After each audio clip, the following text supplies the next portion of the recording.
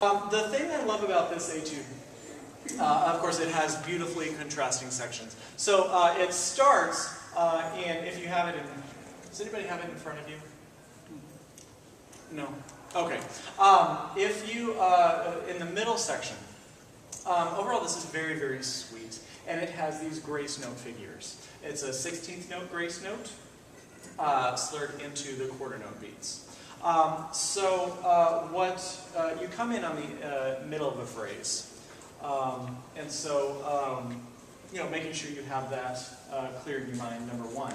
Number two, overall this section, all of these grace notes, and it's suggested in the etude, is to perform them with the 16th note rhythm. That's not necessarily my preference, but I think it works very nicely.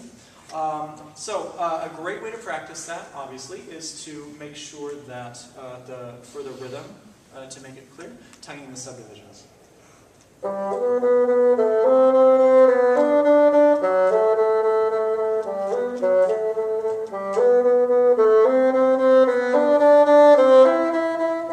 Etc.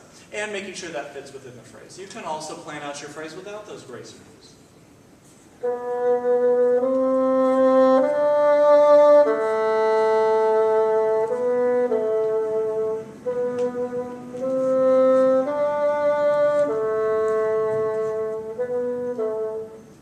Without all the other stuff going on. So break it down to the bare bones, figure out what you want to say, tongue the subdivisions, and make sure the rhythm is very, very accurate.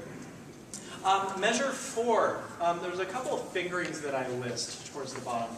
So in this passage, or in this etude, we encounter the C sharp right above the staff. And in the instances in this etude, they're both used chromatically. And for that reason, I prefer using the short C sharp there, which is printed. It's a slightly easier fingering, smoother when you're going chromatically from C to C sharp to D. The alternative is the long C sharp, which some of you and your students may know.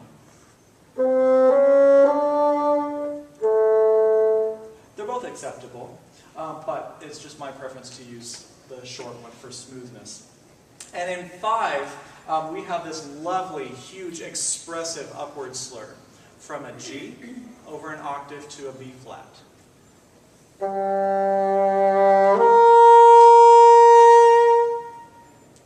If that's not speaking clearly, there is a slurred fingering that I have printed there, and it's very, very similar to the B flat, just lifting up that first finger.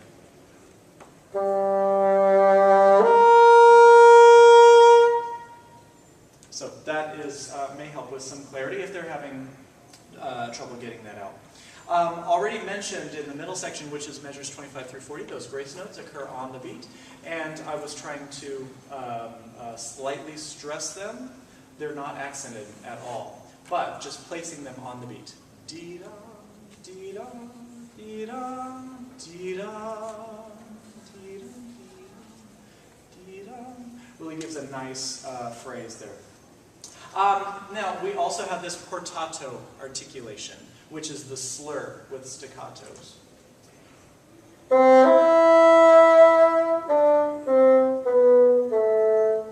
Long, gently tongued, and just a little bit of space. Okay?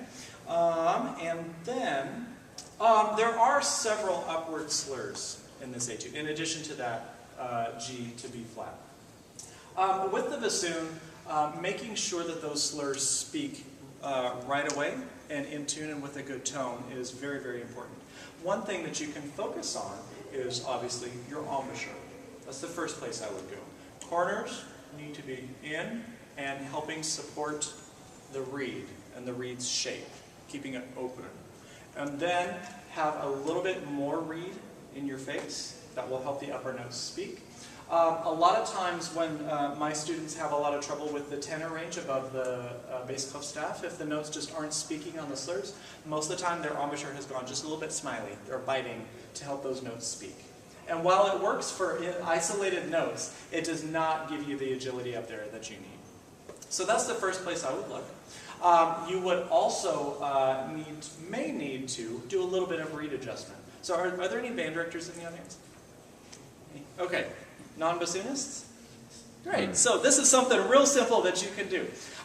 You can take needle nose pliers and very gently, if their reed just is not getting out the high notes at all, start here, but if it's not, then double check the roundness of the second wire.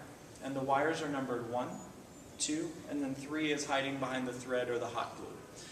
If you take some pliers and very gently squeeze side to side and round that out, that will help the upper range speak. And that's a very easy adjustment you can do. And again, it doesn't take much pressure at all. Obviously, if you squeeze too hard, it will crack the reed.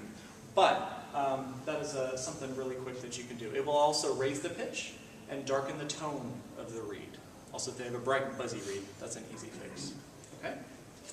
So, and then, I already listed we talked about the C sharp, the B flat, and then the last fingering, it's more of a slur fingering, is for an upward slur from F sharp to E flat. And I prefer that fingering there.